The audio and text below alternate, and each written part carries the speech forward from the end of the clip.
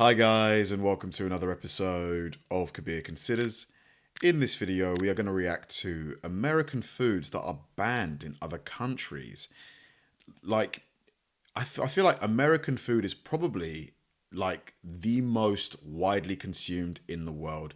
Things like hamburgers, I believe, came from America, or maybe it was Germany. No, I believe it was America. You know, hot dogs, popcorn.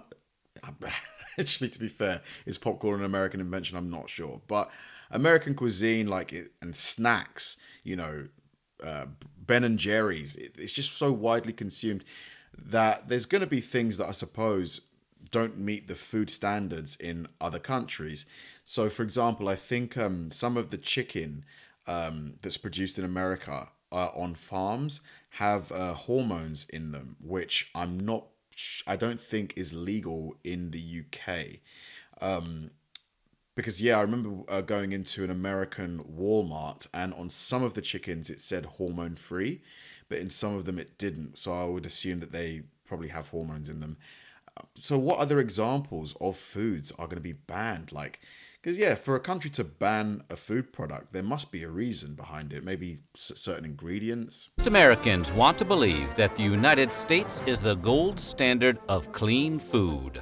But that belief may not hold up to scrutiny. From unsanitary practices in mass production to the addition of dangerous chemicals, countries have good reason to give the side eye to imported foods claiming to be USDA approved. That's right. This week we're talking about American foods that have been banned by other countries. All right. But before we get started, be sure to subscribe to the Weird History Food channel.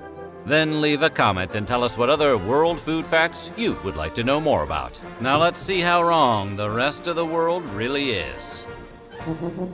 Skip? No. Maybe it's Since the dawn of Skittles, there have been rumors about the dangers of eating them. Every one of us heard at least one classmate claim that the red ones make you sterile, and the yellow ones, they give you cancer. Turns out, it might be worse than that. First of all, your classmate wasn't wrong. The dyes known as Yellow 5 and Yellow 6 have been linked to hives and hyperactivity in children. Sweden and Norway have banned the candies out of concern. The European Union will most likely be banning Skittles at the end of the year, having already swapped out some of the dye for more natural flavors. This is because of something called titanium dioxide, which can be found making the colors pop across the rainbow. Research linked titanium dioxide to damaged DNA, which can lead to cancer. While Europe may be ahead of the Skittles awareness curve, America is quickly catching up. In May of 2021, the Environmental Working Group asked the FDA to categorize titanium dioxide as toxic. And yes, before you ask, right now the FDA says it's okay to consume some of that chemical compound. You can taste the rainbow, but just in moderation. California is home to an ongoing lawsuit against Mars Inc., the parent company of Skittles. The lawsuit claims Skittles are not only toxic, but are unfit for human consumption. So maybe for now, play it safe. Just go have some Swedish fish instead. If they know that titanium dioxide can damage DNA, why do they still use it in their manufacturing? There must be other ingredients that you can use to get the color yellow or make it pop, like the guy said. I just don't understand why you would knowingly feed people that. It's just, isn't that crazy? Wow. Ever looked at a piece of crusty French baguette, be it in cartoon or in real life, but let's be honest, it was probably in the hands of Pepe Le Pew, and think, I can't make a sandwich with that? As great as we talk about the invention of sliced bread, a lot of European countries have actually banned much of what you'd find on America's wide grocer shelves. That's because we make a lot of our bread not just with grain, but with a variety snap packs worth of additives. Like azodicarbonamide, for example, which helps bleach flour and strengthen dough. Fun fact about azodicarbonamide, it's also used in a spectrum of industrial products, including yoga mats. What? Downward dogs. The European Union is really against the idea of its citizens eating yoga mat material and has banned their use in food products.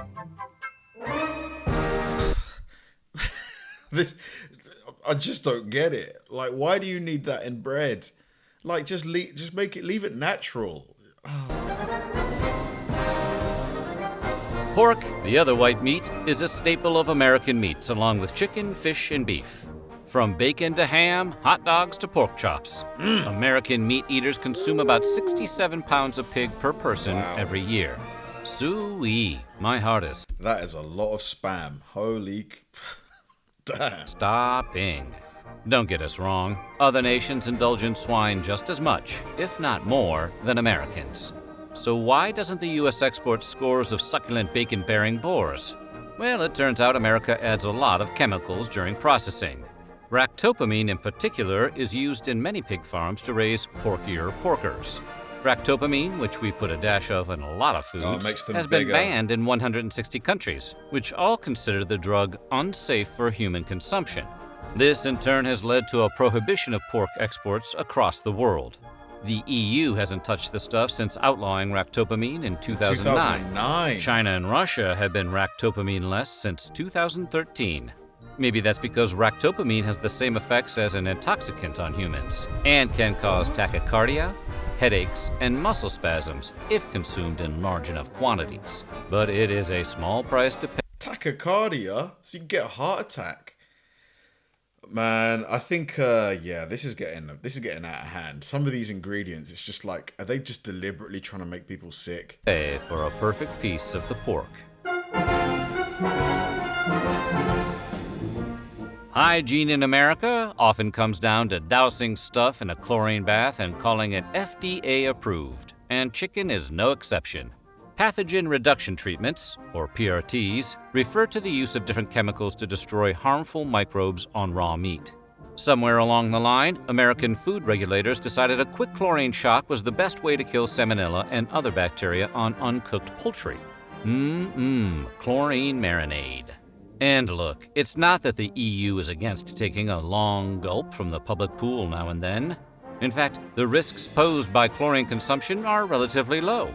The bigger concern is that the chlorine baths are just an eye-burning Band-Aid on a larger problem. The tip of the beak, so to speak.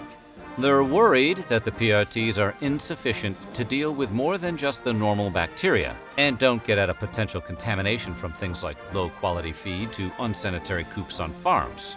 The EU called the chlorine rinse an easy fix, arguing no chemical rinse will ever remove all bacteria from meat heavily contaminated as a result of poor hygiene. That hurts extra to hear it from the French. 2 questions. How long does the average chicken on a farm take to go from, newborn, like just been hatched, to like ready for, slaughter? Like, are we talking months, weeks? And just playing devil's advocate here, the chicken that gets the chlorine bath, when you cook that chicken, that should kill any sort of bacteria remaining, shouldn't it? Plus, if you wash the chicken as well, if you rinse it before you cook it and roast it, shouldn't that get rid of most of the bacteria? Mountain Dew is the closest any soft drink has come to being fully weaponized.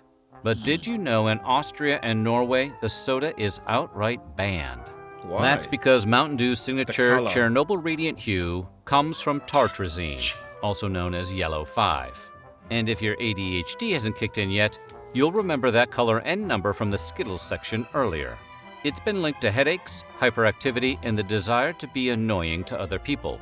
Ironically, the qualities that make Mountain Dew a soda non gratis in other countries is exactly what the brand promotes: a frenetic, over-caffeinated lifestyle.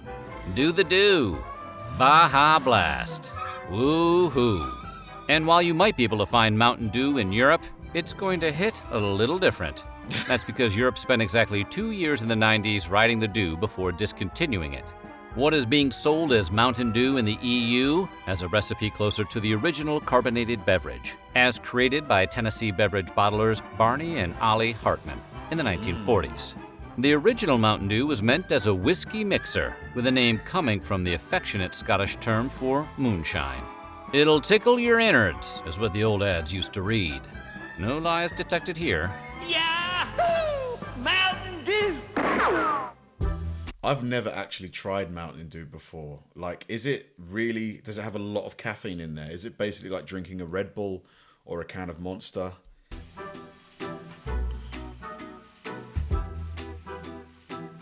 Little Debbie has been providing Americans with comfort snack food since the 1960s. With their variety of zebra cakes, star crunches, nutty bars, fudge rounds, and cosmic brownies. But their big claim to fame, as anyone who has ever had their lunch packed by a parent can attest, is the Little Debbie Swiss Rolls, a mixture of rich chocolate cake and butter-creamy filling. Over 900 million cartons of Little Debbie products are shipped each year, but none of those cartons go anywhere near Austria or Norway. Blame those rascally additives, yellow 5 and red 40. Swiss rolls contain 32 milligrams of dye per product, and in those quantities, they've been shown to have an adverse effect on children. And we're not just talking about causing hyperactivity, although one study found that cutting all artificial food coloring from diets may be 1/2 as effective as prescribing kids Ritalin. And while we can't prove there's a direct connection between artificial food coloring and cancer, they do cause damage to white blood cells, causing them to mutate after only 3 hours. Exposure to these dyes could cause tumor cells to multiply way more rapidly. For that reason, researchers say a high chronic intake of food colorings throughout the entire life is not advisable. If only they weren't so delicious. Surprisingly, you can buy Little Debbie's Swiss rolls in the EU, but they come with warning labels advising parents of the potential dangers to kids. Wow, it's like cigarettes, like with that massive warning and the skulls on it. Like, if I saw a product with this on it, there's no way I'd buy it. Would you? Like, look at that with the skulls and the bones. You know, like cigarettes.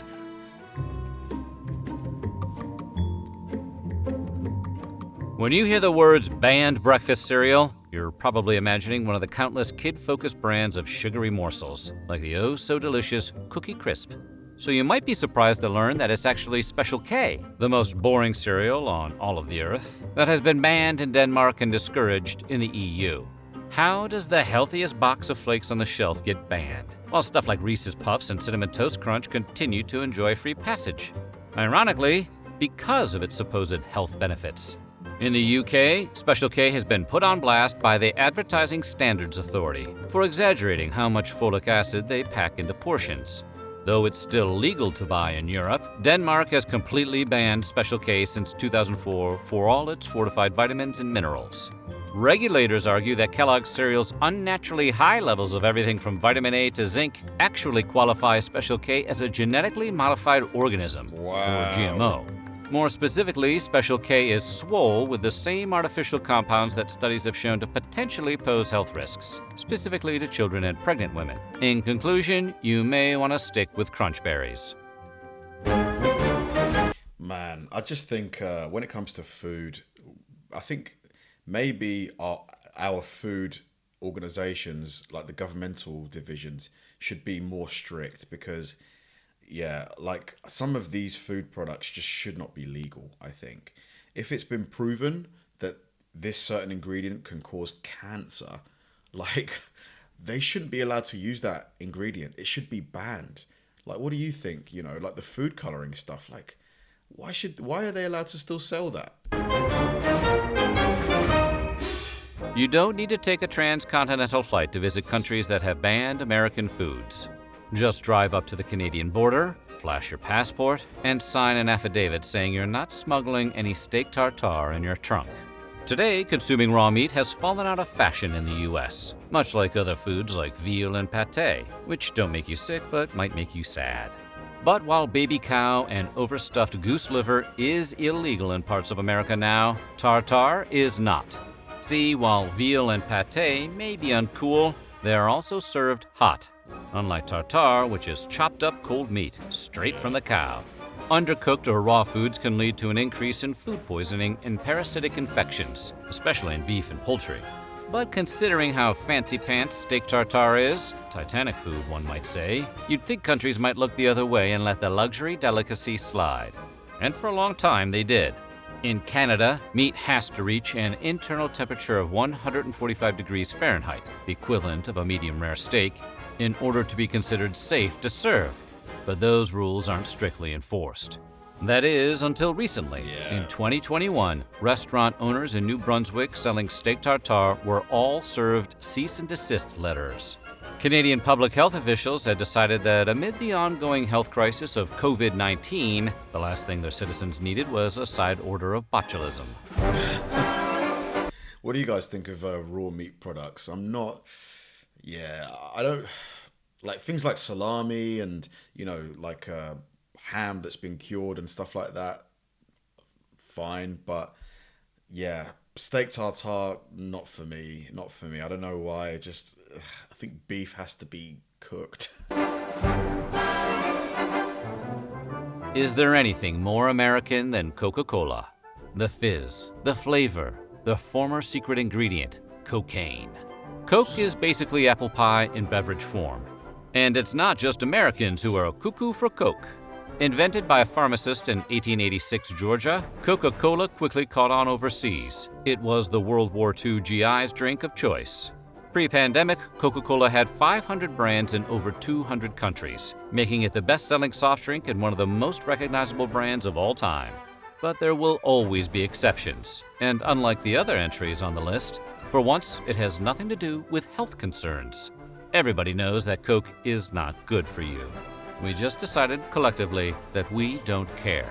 No, the countries that have outlawed the brand have done so because of what it represents, a symbol of the encroachment of American capitalism. From 1962 to 2011, the U.S. banned sales of Coke to Burma as part of sanctions against the military junta that ruled the country until 2011. It resumed sales in the country in 2012. Today, Coca-Cola is only unavailable in 2 countries with long-term trade embargoes with the U.S. North Korea hasn't allowed Coke since 1950, and the bubbly beverage has been banned in Cuba since Fidel Castro seized supplies in 1962. It must still find its way in, though, surely. They probably still get it in there. First, the prequels. Maybe not North Korea. Now Coke. Is there anything that can't be ruined by the federalization of trade taxation?